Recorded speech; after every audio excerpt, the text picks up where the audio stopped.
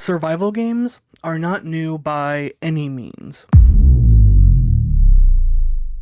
I have accumulated extensive experience in survival games throughout the years. While there is ongoing debate about the first survival game, several renowned titles have risen to prominence. Minecraft, Ark, Rust, and Terraria, among others, represent a mere fraction of the vast and captivating genre. In high school, my peers and I discovered that we could upload Minecraft onto the computers, so that may have been one of my first experiences with the survival genre. After that, my focus shifted to Terraria, spanning many years, and I even found solace in watching various survival game content creators to fill my spare time. I have been an avid follower of Rust content creators for years, and have now amassed over 1,000 hours of casual playtime in the game, usually dedicating my weekends to it. The Forest provided me with an incredibly enjoyable experience, particularly due to its intricate building mechanics. Regrettably, I haven't had the chance to play DayZ yet, but I intend to rectify that in the near future. Recently, I acquired Deadside, one of the latest releases in this expansive lineup of games, and I eagerly anticipated what the game had in store. Without further ado, let's get into it.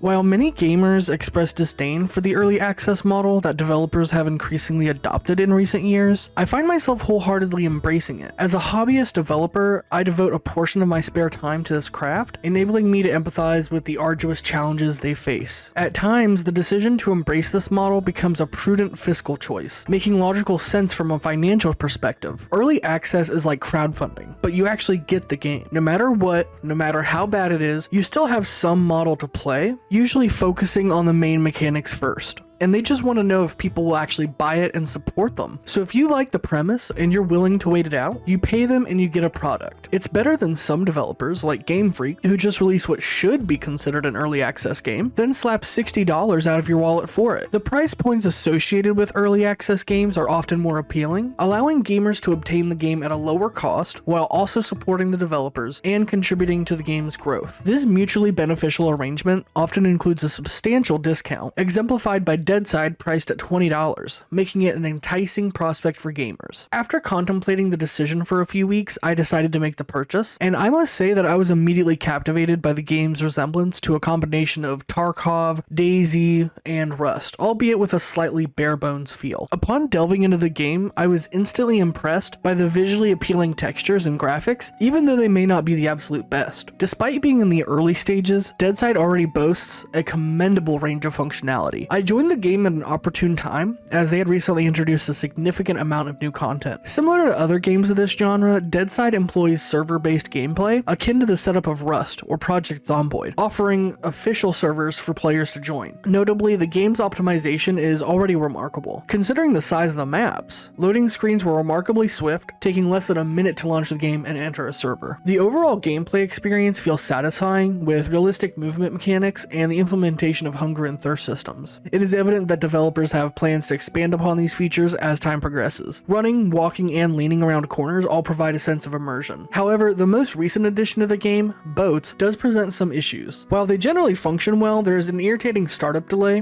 where the boat requires reaching full speed before responding to control inputs. Consequently, anytime you release the throttle, you become an easy target. I encountered situations where I intended to quickly escape in a boat, only to be bombarded with shots and met an untimely demise before even being able to drive away. Furthermore, there were instances where the boat's movement felt extremely laggy, as if frames were skipping over the water. It is important to note that these are not significant gripes, but rather areas for improvement, given the game's early access status. While it would be unfair to pass harsh judgments at this early stage, it is crucial to acknowledge existing flaws and areas that require further refinement. Now that we have addressed movement and controls, let's delve into the core gameplay loop of Deadside. From my observations, it draws heavy inspiration from elements found in Tarkov, where players enter a map, undertake a series of tasks, collect valuable loot, and then extract. This proven model has garnered significant success, but it's refreshing to see Deadside taking a unique approach. In Deadside, players find themselves in a wiping scenario reminiscent of Rust, meaning their progress will eventually be reset. However, instead of transitioning between maps and seeking extraction points, players remain on a single server where missions dynamically spawn, reminiscent of the structure seen in GTA. The absence of loading screens in this process is a fantastic aspect. Moreover, Deadside excels in consistently providing players with clothing and weapons, scattered throughout the map, effectively lowering the barrier to to entry. Upon spawning in a chosen city, players can loot a few houses to secure a weapon and additional supplies. This initial acquisition allows them to embark on a snowball effect,